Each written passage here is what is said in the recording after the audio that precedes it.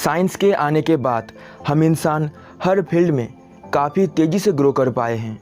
Science का हर एक आविष्कार हमारे लिए हमेशा लाइफ चेंजिंग रहा है और फ्यूचर में रहेगा भी।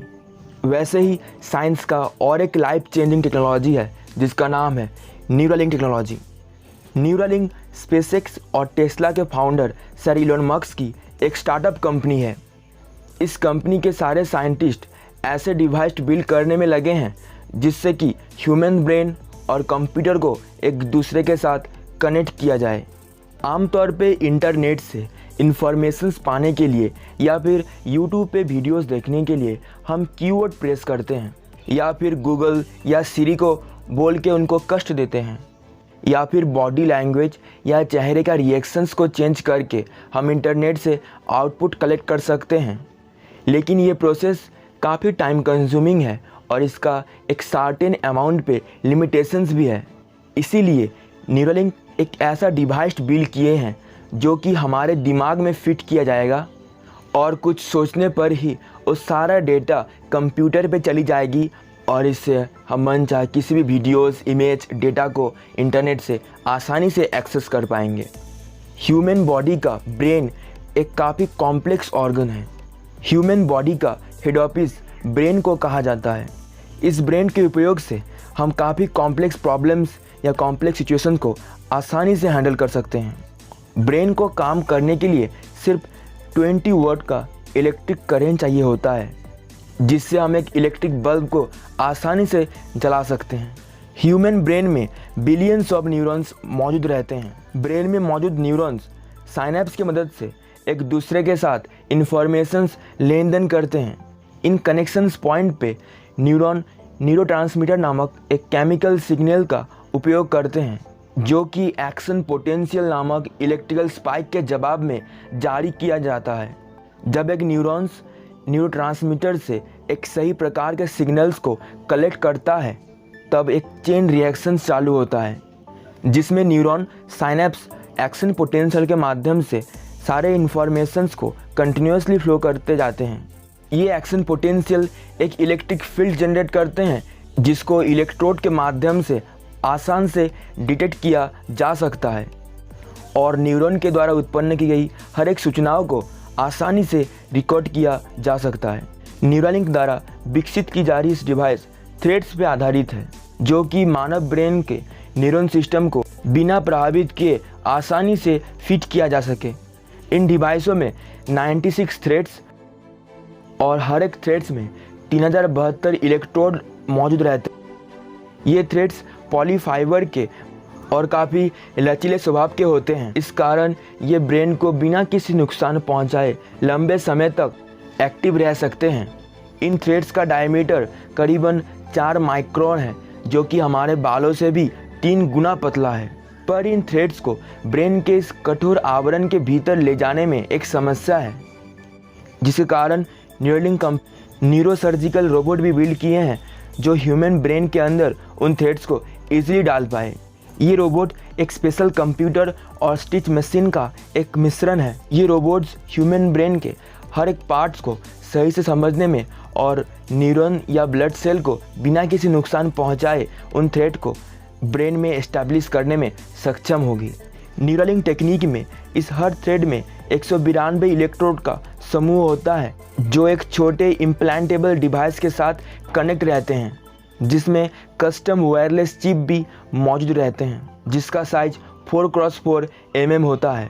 मतलब एक बार अगर थ्रेड को ब्रेन के अंदर फिक्स कर दिया जाए तो उन सारे चिप्स को भी ब्रेन के अंदर आसानी से फिक्स किया जा सकता है और उसके बाद हम ह्यूमन से ह्यूमन साइबॉर्ग में आसानी से बदल जाएंगे।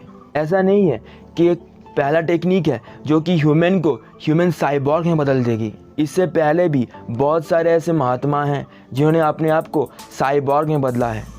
नील हर्बिसन एक लीगली सर्टिफाइड ह्यूमन साइबॉर्ग हैं जिन्होंने अपने स्कल पे एक एंटेना फिट कर लिया है। नील कलर ब्लाइंड पेशेंट थे, मतलब वो सारे कलर्स को विजुलाइज नहीं कर पाते थे, इसीलिए उन्होंने अपने सर के ऊपर एक एंटेना फिक्स कर लिया जिसके मदद से वो सारे कलर्स को आसानी से देख पाएंगे और उसके अलावा भी फ़ोन कॉल, वीडियो, मैसेजेस को किसी को भी सेंड कर सकते हैं या फिर एंटेना की मदद से सैटेलाइट के थ्रू कम्युनिकेट भी वो आसानी से कर पाते हैं। ऐसे ही और एक ह्यूमन साइबॉर्ग हैं, doctor Peter Scott Morgan. Peter एक साइंटिस्ट थे जिन्हें मोटर न्यूरॉन डिजीज़ था। उन्होंने इस समय के साइंस को पीछे छोड़ के एक अपने जैसा दिखने वाला एक ह्यूमन रोबोट को बिल्ड किए हैं, जिसे पीटर 2.0 कहा जाता है। मतलब कि पीटर के मरने के बाद उसकी आत्मा उस रोबोट में चली जाएगी और हमेशा पीटर 2.0 बन के हमारे बीच ही मौजूद रहेगा। इसके अलावा भी बहुत सारे ऐसे इंसान होते हैं जो अपने हाथों में एक स्पेशल डिवाइस को फिट कर लेते हैं। इस डिवाइस की मदद से वो अपना घर का डोर ओपन करना हो या फिर कंप्यूटर लॉगिन करना हो, आसानी से सब कर पाते हैं। इस टेक्निक के आने के बाद जो पीपल कभी देख नहीं सकते थे वो फिर से देखना चालू कर देंगे, जो कभी सुन नहीं सकते थे वो फिर से सुन पाएंगे। विकलांग और पैरालाइज पर्सन फिर से अपना कंप्यूटर और स्मार्टफोन को आसानी से हैंडल कर पाएंगे। इस टेक्निक की मदद से ब्रेन संपर्कित बहुत सारे ऐसे डिजीज़ को आसानी से सॉल्व किया जा सकता है। उसके अलावा भी इलॉन मस्क के मुताबिक अगर फ्यूचर में हम इंसान को लंबे समय तक अगर धरती पे टिके रहना है तो ये डिवाइस उनको काफ़ी मदद करेगा। जिस स्पीड से हम आर्टिफिशियल इंटेलिजेंस को बिल्ड कर रहे हैं, इलॉन मस्क और बहुत सारे साइंटिस्ट ये सोचते हैं फ्यूचर की दुनिया आर्टिफिशियल इंटेलिजेंस का दुनिया होने वाला है। अगर हम ऐसी कोई टेक्निक का उपयोग ना कर पाए तो हम उनसे बहुत ही पीछे चले जाएंगे। इलॉन मस्क और बहुत सारे साइंटिस्ट ये सोचते हैं कि एक दिन ऐसा वक्त आएगा जब आर्टिफिशियल इंटेलिजेंस के अंदर सारे फीलिंग्स क्रिएट हो जाएंगे। मतलब आर्टिफिशियल इंटेलिजेंस के अंदर हैप्पीनेस, सैडनेस, लव, हेट क्या होता है वो सारे बातों का समझ उनमें आ जाएगा। और जिस दिन ये सब होगा उस दिन इंसान को धरती से अलविदा कहना पड़ेगा। मतलब कि आर्टिफिशियल इंटेलिजेंस हमको मार देंगे या फिर हमको स्लेव बना लेंगे। अगर न्यूरल टेक्नोलॉजी आता है तो हम इंसान आर्टिफिशियल इंटेलिजेंस के साथ मर्ज हो पाएंगे। आप इस बात को इलॉन मस्क के शब्दों में सुन सकते हैं। So, but this is not a mandatory thing.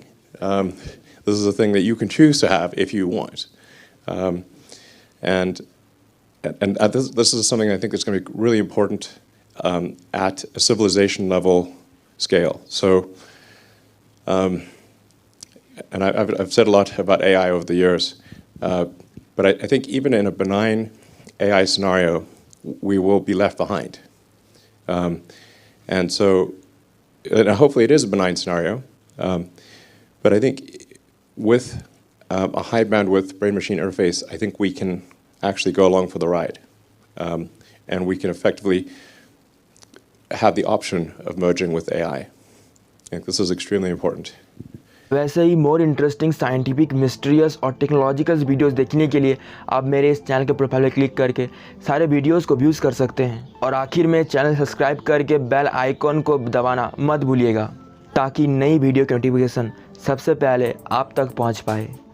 अगर आप यहां तक पहुंचे हैं तो वीडियो देखने के लिए आप सभी को बहुत बहुत धन्यवाद।